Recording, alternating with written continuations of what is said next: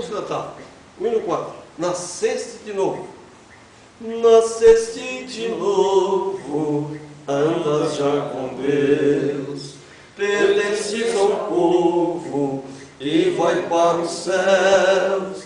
Tens a lei escrita no teu coração, em que já habita plena salvação. Se o caminho é estreito, a porta é também. Tudo está feito, não demores, vem. No portal da vida, Cristo acharás. Ao fim da vida, lá no céu tu estarás.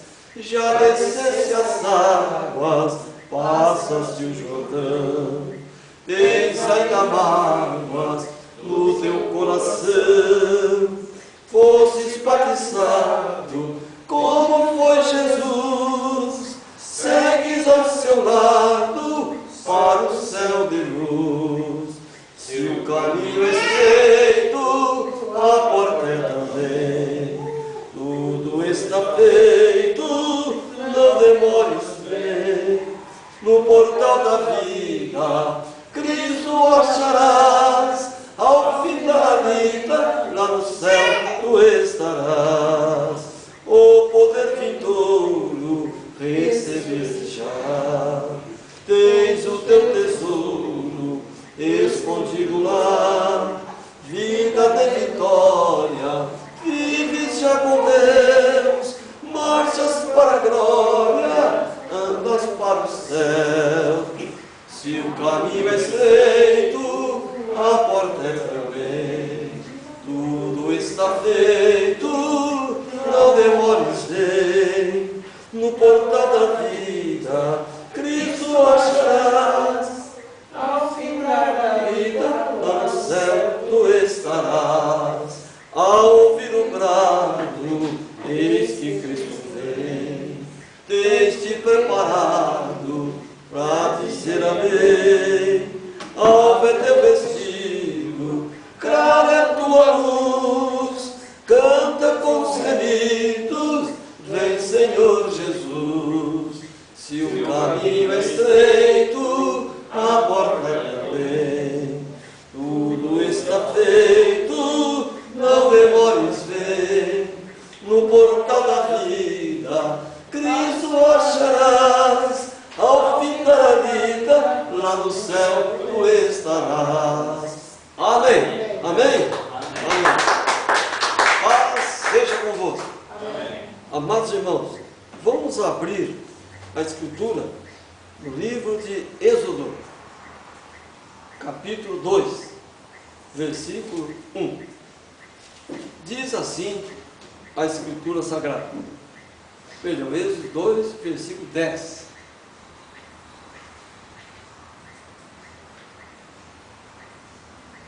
E sendo o menino já grande, ela o trouxe a filha de Faraó, a qual o adotou, e chamou o seu nome Moisés, e disse: porque das águas o tenho tirado. Amém. Amém. Soberano e eterno Deus, bendito seja o teu grande e poderoso nome. Pai celestial, Pai de amor, Pai dos Espíritos, mais um sábado, Senhor amado espiritual, nos reunimos aqui no templo para adorá-lo em espírito e verdade. Abençoa essa mensagem, meu Deus, e permaneça revelando nos nossos corações essas grandes verdades, ocultas desde a fundação do mundo, mas revelado para nós nessa hora. Ó Senhor, nós te agradecemos por tudo isso, em nome do Senhor Jesus Cristo. Amém. Amém. Amém. Podem sentar, meus irmãos. Só faço um pedido aos irmãos. Quando da leitura da Escritura, ninguém se movimenta. Amém? Porque nós temos que ter reverência com a Escritura. Então, amados irmãos em Cristo, nessa noite bendita, esse sábado santo, né? O segundo sábado desse 8º mês, 13 de Bul, né? 8º mês lunar, nós nos reunimos aqui para mais uma mensagem, e ela é de número 22, né? É a penúltima mensagem de uma série de 483 mensagens. E nós estamos atingindo a mensagem de 1051. 1051. E o título dela é Saindo da Água.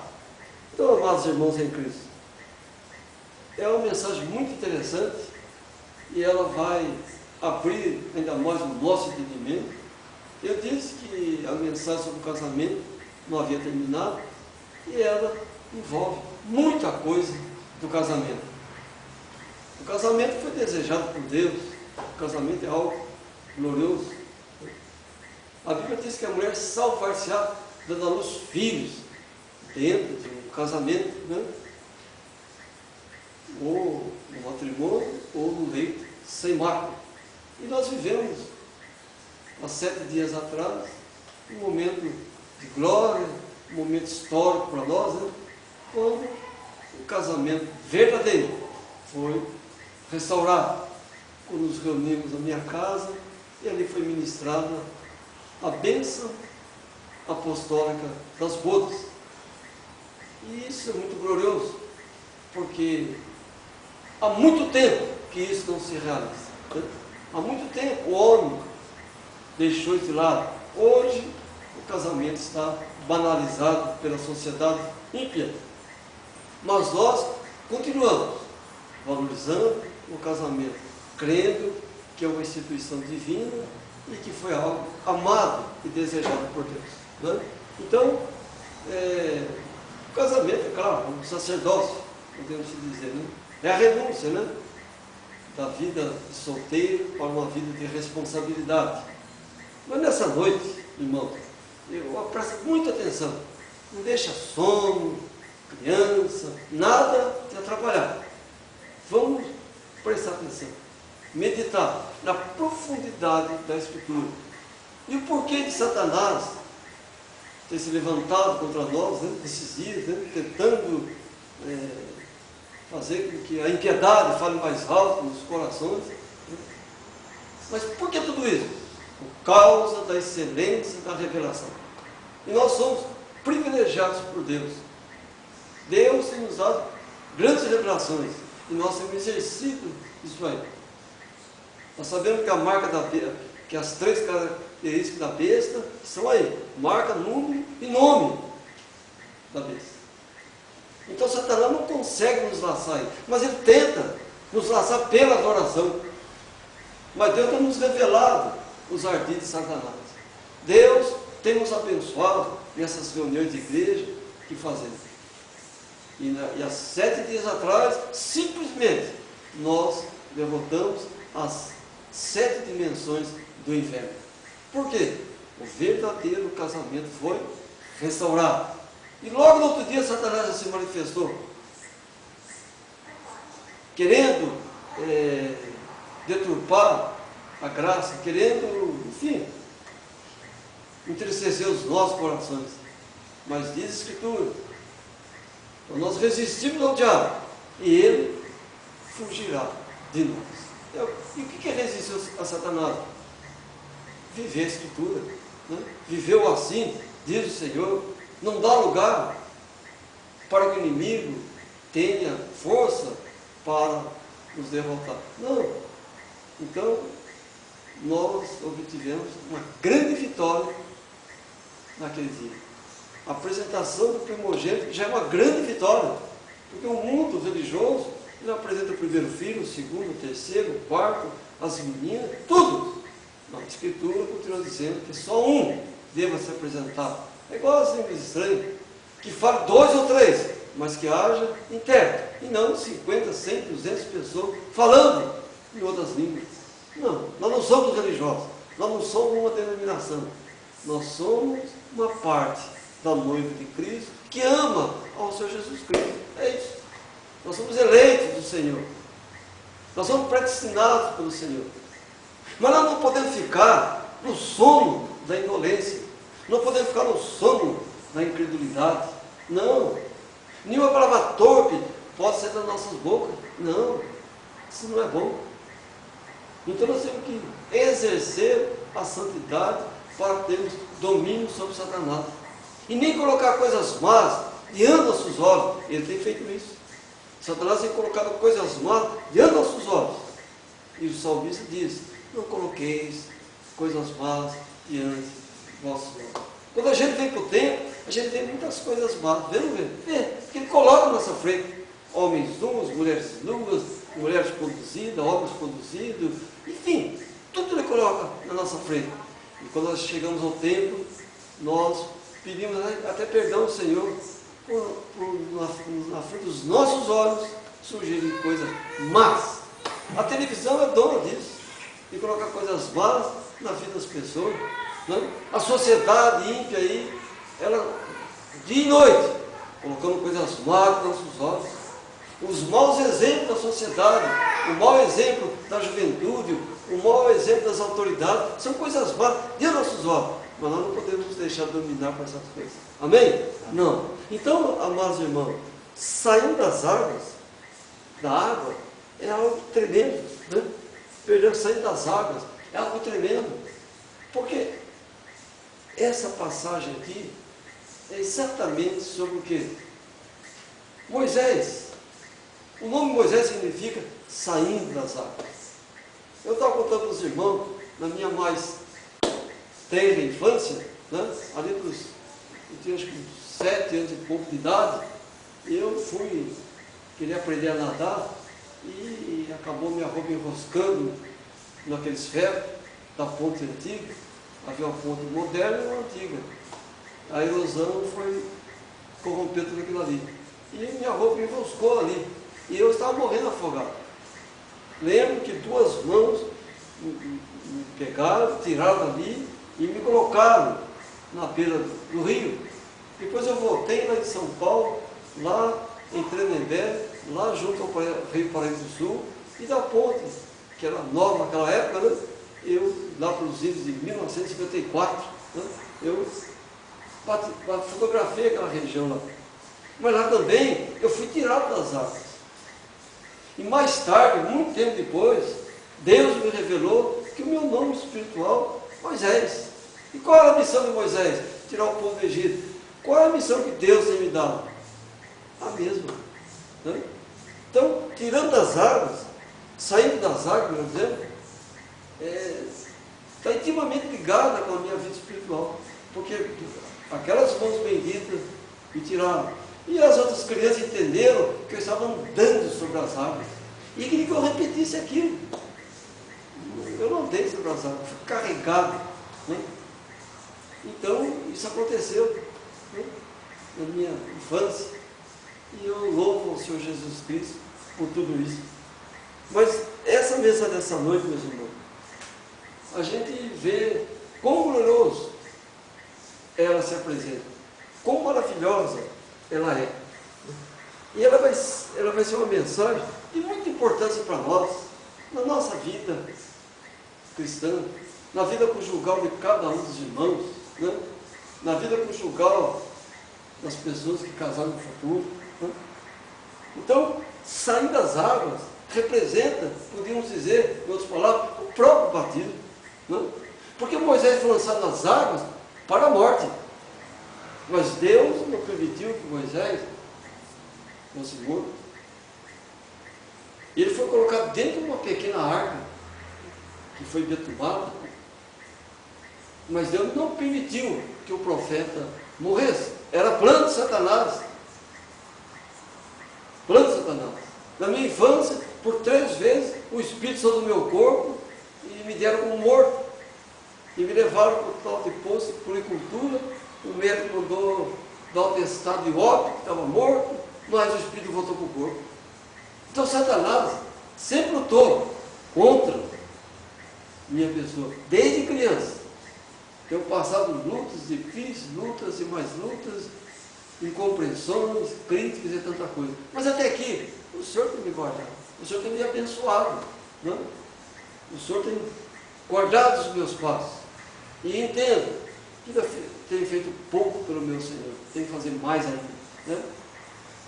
Então, amados irmãos, saindo das águas representa o batismo.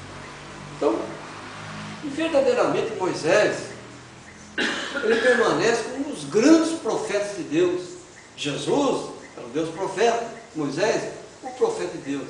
Mas ele era um profeta que tinha uma grande intimidade com o Senhor. Ele foi um grande legislador. Ele era um estadista, porque ele governou o povo pela palavra. Ele sim, estadista, que ele governou o povo pela palavra. Josué, estadista, governou o povo pela palavra. Isaías, estadista, governou o povo pela palavra. Mas os outros são políticos. Alguém certa vez falou que De Gaulle e outros aí são estadistas. Não, eles governam com lei humana. Moisés, sim, governou pela Escritura. E fez valer a Escritura e não abriu mão da verdade. Entendeu? Era um estadista. Eu preguei essa mensagem, o estadista, há muitos anos atrás. Então, agora vejam bem, ele veio com uma mensagem muito profunda. Moisés veio com uma mensagem tremenda. E o Senhor Jesus falou: se nós não conhecermos a Moisés, não conheceremos o Senhor. Olha como ele é importante. Como Moisés é importante. Ele veio com uma palavra, uma mensagem profunda, e não se apartou, em momento algum, do assíduo do Senhor. A mulher chegou a chamar de sanguinário, mas ele permaneceu com a Escritura. Deus sempre levantou um profeta para pôr seus filhos em ordem. E Moisés veio num momento cruciante para os eleitos da igreja judia. Ele veio numa hora que o povo estava cativo, veio numa hora que o povo estava debaixo de uma escravidão, com um salário miserável. E ele veio nesse momento, ele chegou nessa hora. Então vamos meditar aos poucos nesses dois capítulos aqui de Êxodo, capítulo 1 e 2. E veja, meus irmãos, se nós estamos voltando para a origem da palavra, então certamente essa palavra, ela mostra para nós os dias atuais. Vamos aqui para Êxodo capítulo 1, versículo 7. 1:7. Os filhos de Israel frutificaram e aumentaram muito, e multiplicaram-se, e foram fortalecidos grandemente, de maneira que a terra se encheu deles. Então, meus irmãos, eles estão prosperando. Após a morte de José, né, um novo rei se levantou no Egito. E esse rei simplesmente desconheceu tudo que José fez pelo Egito, né, e foi usado por Satanás com a finalidade de destruir o povo de Deus.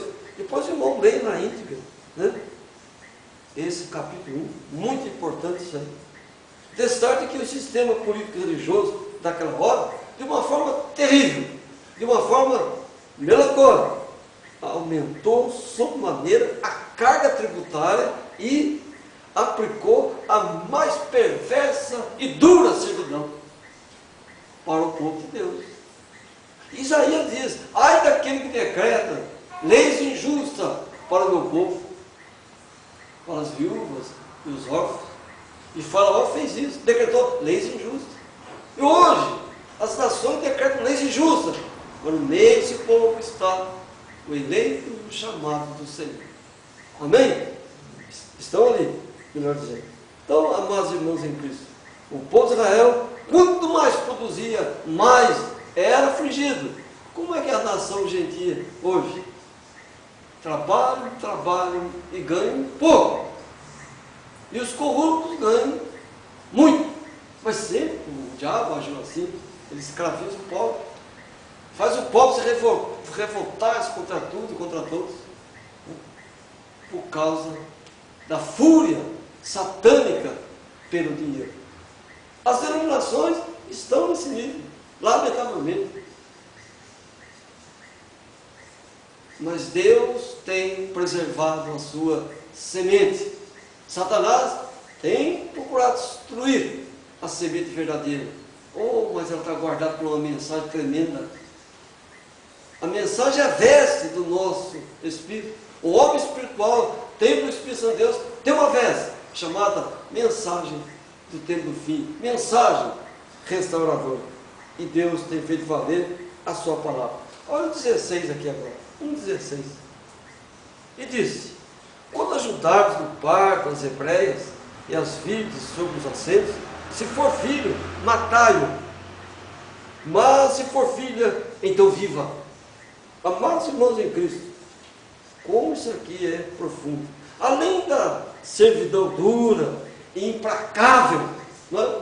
Desumana, Satanás implantou, através do rei do Egito, o controle da natalidade, determinando a eliminação do reprodutor, o homem, de uma forma terrível. Satanás sabia que ia surgir no meio daquele povo, da tribo de Levi, o mensageiro, o legislador, ele sabia. Então ele procurou destruir todos os meninos, porque não queria que o profeta se manifestasse. Ele queria impedir a manifestação do profeta, né? Então percebam que agora na era da Laodiceia, nos escombros da era, nós também estamos vivendo controle da natalidade. Sim, uma delas é a relação afetiva, não é verdade? A relação afetiva, o que é? Controle da natalidade. Naqueles dias, Satanás queria eliminar o reprodutor. E agora o que ele faz? Ele entrou com essa dimensão, controle da natalidade. Está controlando? Está. É o controle da natalidade. Simplesmente, leis e mais leis estão sendo elaboradas, dando apoio à dimensão homoafetiva, que é a operação do anticristo. Daniel falou isso, né? Daniel fala isso com muita propriedade. Fato é que os gentios, na atualidade, caminham a passos largos nessa dimensão. E é o que nós estamos vivendo. E ninguém impede o ministério de Judas, ninguém detém o ministério de Judas, porque o ministério de Judas é necessário para cumprir o que está em Malaquias capítulo 3, ele diz, versículo 10, né? Malaquias 3,10, olha aqui. Ele diz sobre a diferença de quem serve a Deus, de quem não serve. Aqui. Malaquias 3, versículo 18. Então vereis outra vez a diferença entre o justo e o ímpio, entre o que serve a Deus e o que não o serve. Estamos vendo? Não. Está patente aos nossos olhos carnais e espirituais. Não é verdade? A gente tem visto isso. A sociedade cada vez se degradando, cada vez se desmoralizando, né? E o casamento sendo banalizado. Verdade, não vamos ser presos por nada, mas é verdade, né? Agora, nós não vamos deter isso. Não. Nós temos que viver a lei do Senhor Deus, porque nós não estamos debaixo da lei. Nós não somos homicidas, nós não somos ladrões. Não estamos debaixo da lei, né? A lei é para a impiedade, a lei é para o homem mau, né? A lei existe para o homem mau, mas não para nós. Não. Então vejam, amados irmãos em Cristo. Agora aqui em Êxodo 1,18 é o que diz. Então o rei do Egito chamou as parteiras e disse: por que fizesse isso, que guardasse os meninos em vida? Porque as parteiras não quiseram destruir os meninos de forma nenhuma. Ainda disseram para o rei, as parteiras responderam, pode ver no versículo seguinte aí, as parteiras responderam que as mulheres hebreias eram vivas. Em consequência, elas disseram que as mulheres egípcias estavam mortas espirituais. Jesus falou: deixe os mortos enterrar os mortos. Morto espiritual. Mas elas eram vivas. Quando a gente chega lá, para o parto, ela já tem dado a luz. Oh, que coisa gloriosa, hein? Louvado seja o Senhor. Então, ora, isso significa que os eleitos nascem sem a instrumentalidade do homem. Porque o eleito é Deus, irmão, nele e ele em Deus. É Deus no eleito. Ninguém perde mão o crescimento espiritual de um eleito do Senhor. Mas muitas vezes nós temos dado lugar à nossa carne. Muitas vezes nós temos caído no sono da indolência. achando bonito e lindo o sistema religioso político, imitando essas mulheres sem escrúpulo nenhum, sem moral alguma. E a televisão tentando colocar nos nossos corações que eles têm o melhor método de vida. Não, não tem. O melhor método de vida ainda será, vivemos ou assim diz o Senhor. Amém? Vivemos assim do Senhor. Esse é o melhor método que tem. Mas a gente quer imitar o cantor tal, a gente quer imitar a artista não sei quem, e por aí vai. Não tem que imitar esse povo. Paulo falou assim, que ele imitava a Cristo. Está lá, está aqui, ó. Vamos lá para 1 Coríntios, capítulo 11, irmãos, ó. Aqui está o modelo. Aqui está o grande modelo. 1 Coríntios 11, aqui, versículo 1. Ó. Sede meus imitadores, como também eu de Cristo. Aleluia! Ó! Mas a gente fica imitando o pastor tal, o bispo tal, não sei quem, a igreja não sei de quem, a congregação não sei de onde. Não, irmãos. Não tem que imitar essas coisas não. Elas não servem parão para nós não. De forma nenhuma. Então as parteiras hebreias disseram que a mulher hebreia era viva. Consequentemente, diz que a mulher egípcia era morta. Morta em quê? Morta no pecado, morta na incredulidade, morta na predestinação. Nós somos predestinados a honrar o Senhor. Nós somos predestinados a louvar o Senhor em espírito e em verdade. Nós não somos predestinados para desonrar o Senhor. Graças a Deus. E Daniel falou isso aí, lá em 12. Uns restarão para a vida eterna e outros para a vergonha e desprezo eternos também. Ora, amados irmãos, os eleitos nascem sem a instrumentalidade humana. Porque Deus falou para Jeremias, antes de ir para o ventre da tua mãe, eu já te fiz um profeta. Aleluia! Antes de se manifestar no ventre da mãe, ele já era um profeta. Então, o profeta não nasce nas escolas acadêmicas, não. Ele nasce lá na eternidade e volta para a eternidade. É o caso de Moisés. Agora, vejam bem, mas Faraó, ele ficou enfurecido com essas mulheres hebreias, enfurecido com tudo isso, porque ele sabia, Satanás, que Deus levantaria um profeta que tiraria o povo do Egito e levaria para a Canaã terrestre. Mas ele produzia muito, e Faraó possuía o domínio sobre a igreja judia. Olha o versículo 22, o que diz?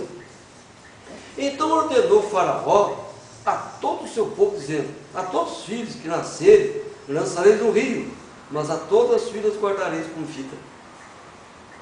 Agora, meus irmãos, Satanás, ele não desistiu do seu plano diabólico. Não, ele não desistiu do seu plano satânico, né? Do controle da natalidade. Tudo bem, a menina que nascer, fica, mas o homem lança no rio para morrer. Por quê? Ali viria um profeta. Você pode olhar aqui, Êxodo capítulo 2, versículo 1.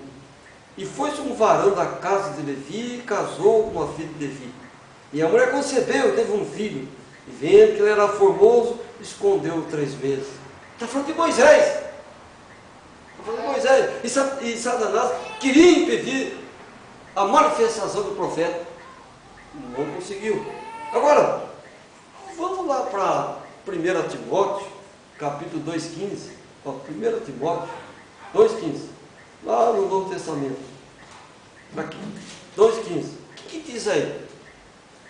Salvar-se-á, porém, dando à luz filhos, se permanecer com modéstia, na fé, na caridade e na santificação. Ora, agora medite o que passavam as mulheres hebreias, os filhos de Deus, nas mãos das autoridades faraônicas. A pressão psicológica, a pressão física, as leis. Que situação difícil que eles passavam, meus irmãos. Quando uma mulher hebreia ficava grávida, imaginem, que situação difícil. A autoridade vinha em cima. Se for menino, morre. Se for mulher, viva. Ué, era assim, ué? Ou não? Claro que era. Opressão de todos os lados. Opressão de todos os lados. Porque um profeta surgia em cena. Toda vez que vai levantar um profeta, os infernos se revoltam contra o Senhor Deus. Lança o mundo contra o Senhor Deus. Quando Deus levantou o irmão nos Estados Unidos, um planeta se levantou contra o homem. Amaldiçoaram a ele e tantas coisas. Satanás fez de tudo para aquele homem negar a fé. Mas ele seguiu em frente. O profeta não tem acordo com a sociedade. O profeta é intransigente. O profeta é impopular. O profeta não tem educação. Ele sem educação. Por que sem educação? Porque ele não está preocupado com essa educação vã e mentirosa da sociedade. Não, a nossa educação é espiritual. A nossa educação é repreender o pecado, é repreender a Satanás, é lutar contra o espírito religioso. Então nós somos mal educados. Ué, para a sociedade, nós não temos educação nenhuma. Porque Deus é um segregado da sociedade. Então ela nos critica, ela nos condena. Mas é assim mesmo. Não é?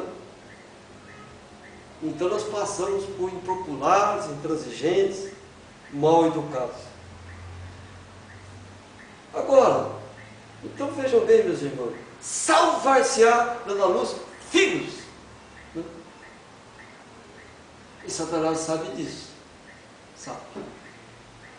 Então a mulher tem que ter no mínimo 2 filhos. Não é não? Mínimo 2 filhos. Para enquadrar-se com a Escritura. Olha Lucas 2,16 agora. Olha só aqui que interessante. Satanás sempre exerceu essa ação terrível. Aqui, 2 de Lucas, versículo 16. Aqui. Olha o que está escrito aí.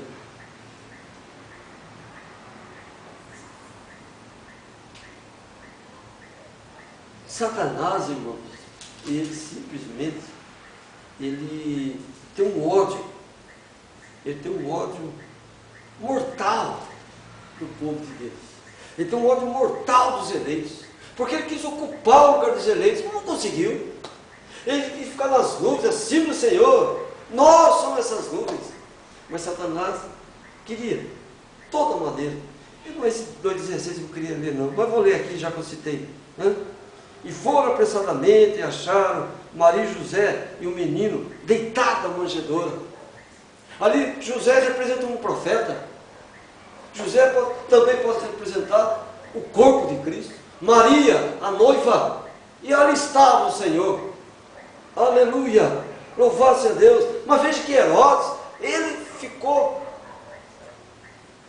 possesso de demônios. Porque foi ludibriado pelos magos. E ele queria, porque queria ver o Senhor Jesus Cristo. Não para adorá-lo, mas para também matá-lo. O que ele mandou fazer? Ele mandou matar todos os meninos que havia em Belém, em todos os seus contornos, né?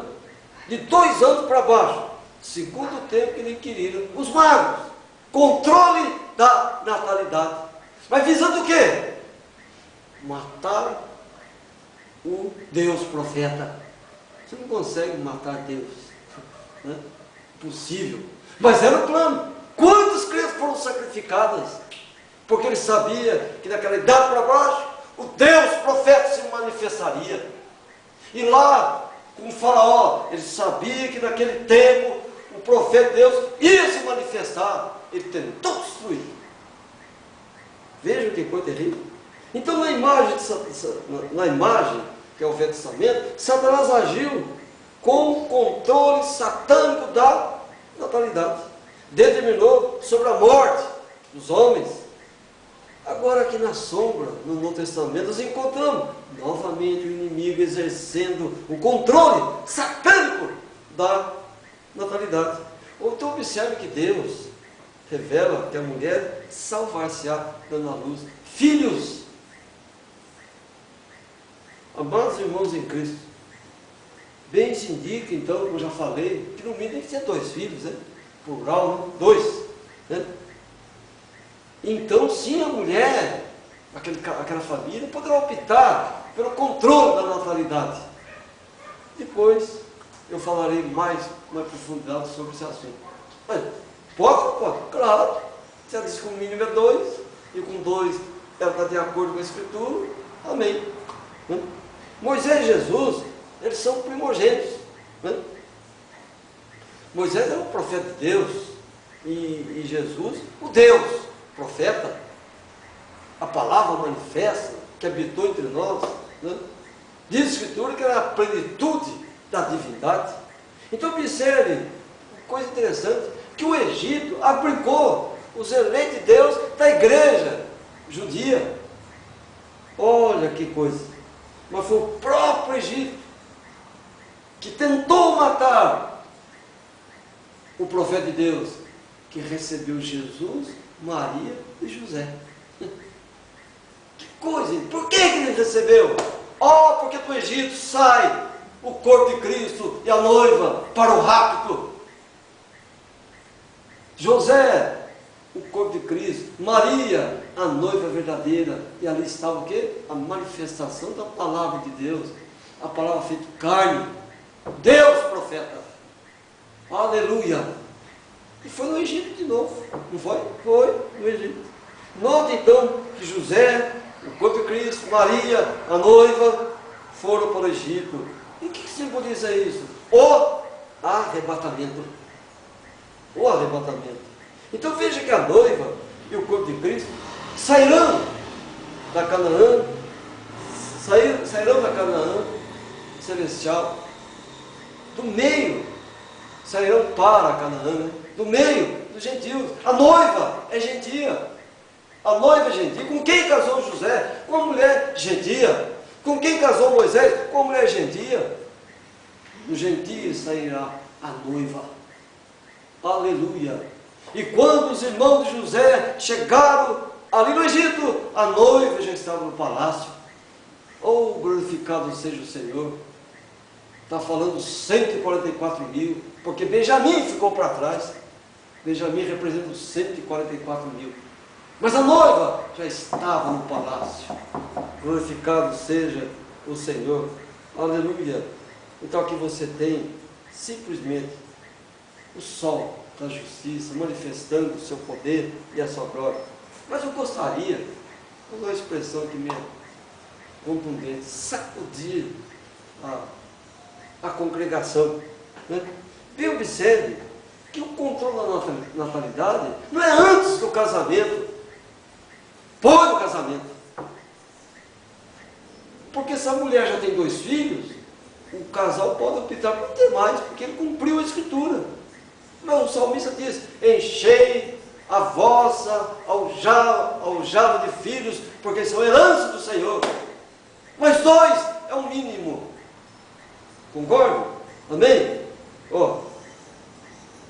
Na era do céu, nessa era terrível, nos escombros dessa era, como eu falo, a mulher nefasta usa todo tipo de anticoncepcional. Para quê? Para orgia, para prostituição. E faz isso antes do casamento, para não ter filhos. E se é casada, continua usando para o adultério, para a mentira, para a prostituição. Não é assim. Ela não usa anticoncepcional porque não quer gerar mais filhos. Não! Para enganar. Mas ela não está enganando ninguém, está enganando a si própria. Ou não é assim que está o mundo gentil? E Satanás quer fazer a mesma coisa com os eleitos. Mas diz a Escritura, não é possível enganar o eleito. Olha lá em Mateus 24, surgiram falsos cristos, falsos profetas, que farão grandes sinais e prodígios, que se possível enganariam os escolhidos. Então não é possível. Deus tem nos guardado dessas misérias dos gentios. Deus tem nos guardado. Graças ao Senhor. Eu tenho que levantar a mão para o céu e dizer: muito obrigado, Senhor. Muito obrigado por essa mensagem bendita, por essa mensagem de moral. Não essa porcaria de mensagem que está aí fora. Não, amados irmãos. Tudo eles fazem para mascarar a prostituição. É ou não é verdade? É. Então, com a dimensão homoafetiva, o controle da natalidade vai ser mais abrangente e mais eficaz. Mas é a desmoralização. É a banalização do casamento. Né?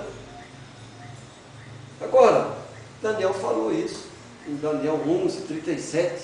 Ele disse: e não terá respeito aos deuses seus pais, nem terá respeito ao amor das mulheres, nem a qualquer Deus, porque sobre tudo se engrandecerá. Amados irmãos em Cristo, nós estamos no tempo do fim. As horas são muito avançadas. As horas estão se passando rapidamente. Nós estamos já vivendo as trombetas. O profeta anelava ver a mensagem das trombetas. Ele falava: não, mas vem as trombetas. Mas eu não sei o que está nesse oitavo, no sétimo selo. Não sei o que está aí. Mas quando vir aquele irmão na simplicidade, Deus revelará a voz dos trovões. E o casamento é uma delas, meus irmãos. Aleluia! O casamento é voz e trovão. Deus tem guardado esses mistérios desde a fundação do mundo e revelado para nós nesta hora, porque o mundo está imoral, o planeta está tomado por Satanás, e a fúria satânica pelo dinheiro causando mortes e mais mortes. É ou não é assim? É. E Deus tem nos guardado. E o povo gentil entende que o sistema religioso que está serve a Deus. Eles nunca serviram ao Senhor. Eles serviram a Mamon, Deus do dinheiro. Fazem tudo por dinheiro.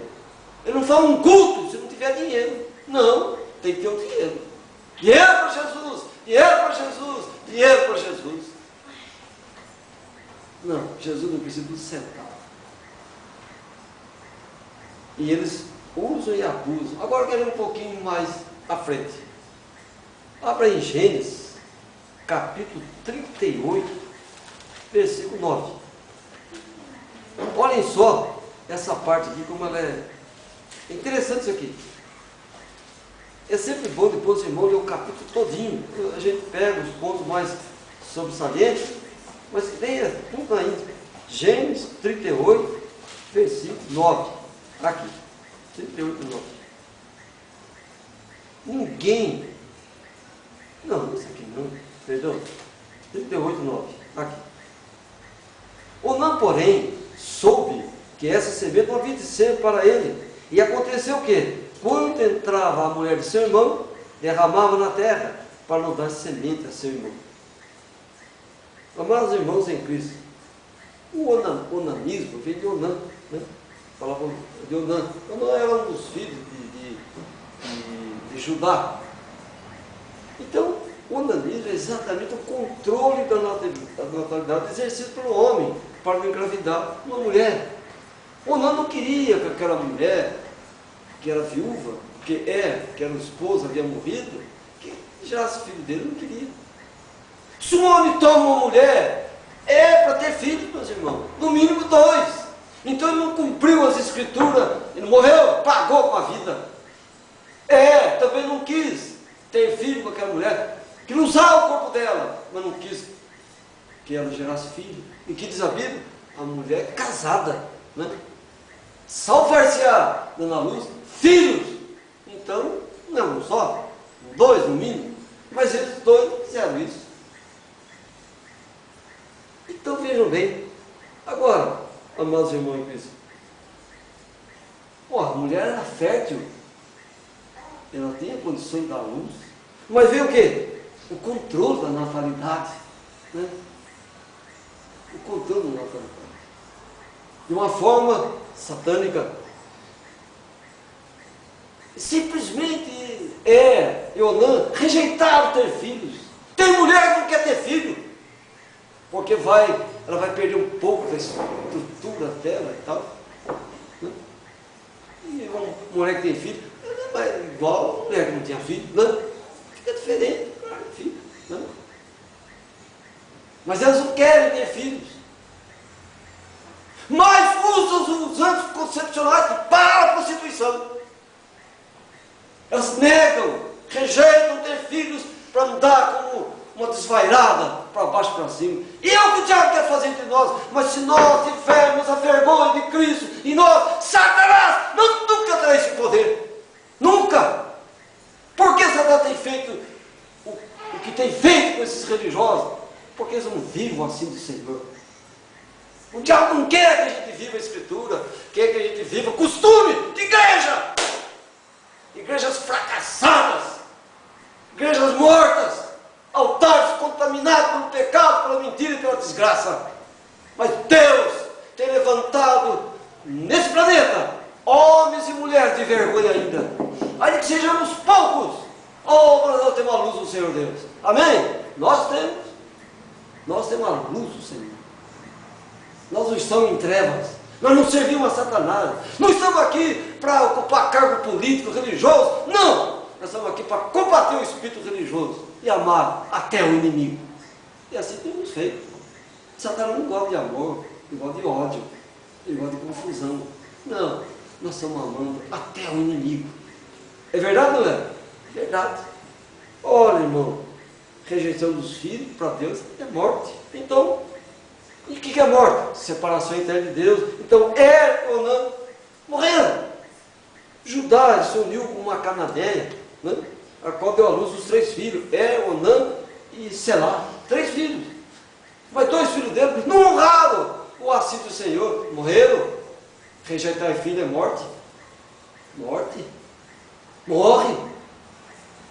Judá tomou uma mulher para o primogênito, o qual se chamava Tamar.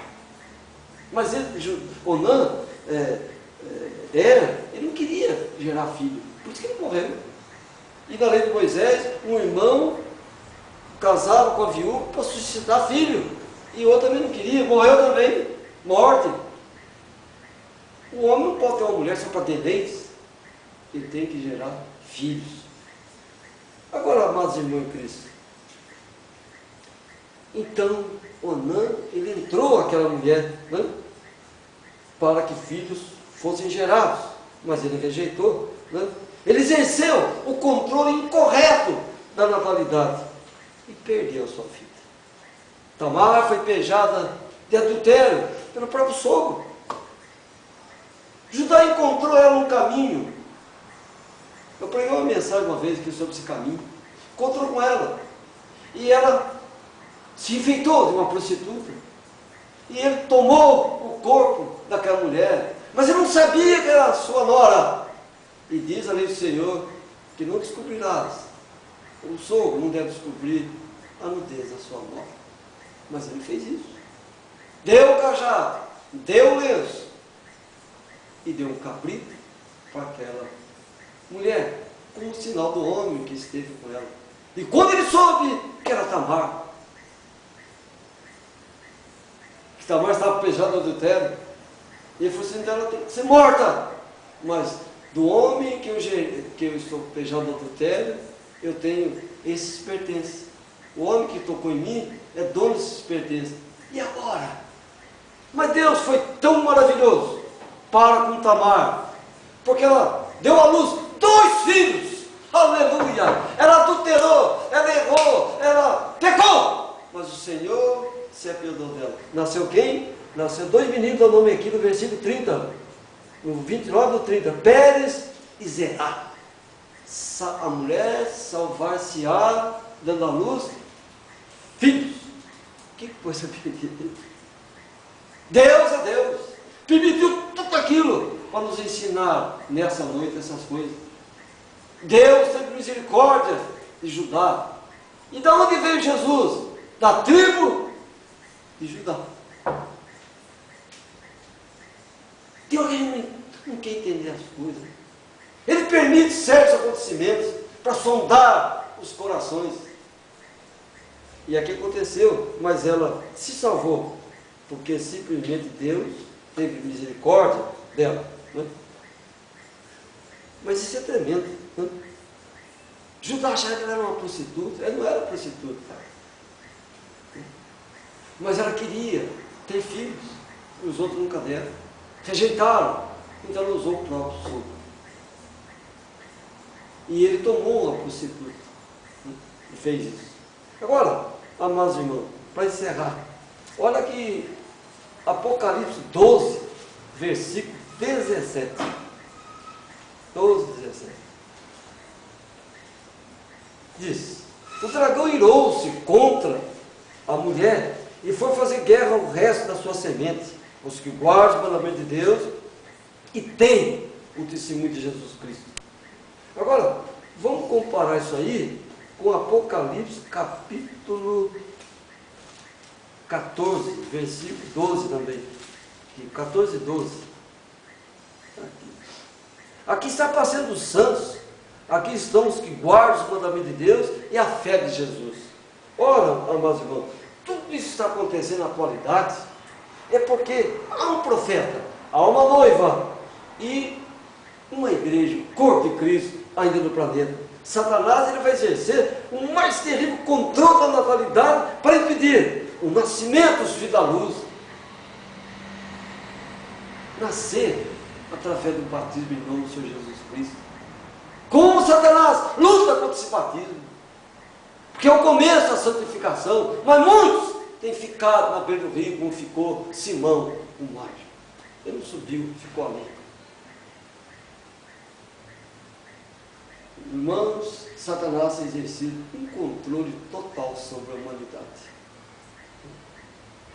Deus tem nos preservado nesse caminho. Deus tem nos guardado nesse caminho. O Senhor tem nos abençoado, o Senhor tem nos protegido. Mas o homem está numa situação terrível. Mas o Senhor tem nos guardado.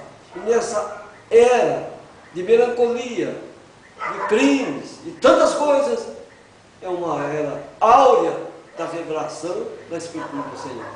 Que Deus os abençoe. E creio, nós estamos no caminho certo. Amém? Amém? Então fiquemos em pé, em nome do Senhor, e creio, nessa noite, nós tivemos uma grande vitória contra o inimigo da nossa alma. E não esqueça, como eu sempre falo, nós somos a geração do arrebatamento. Amém.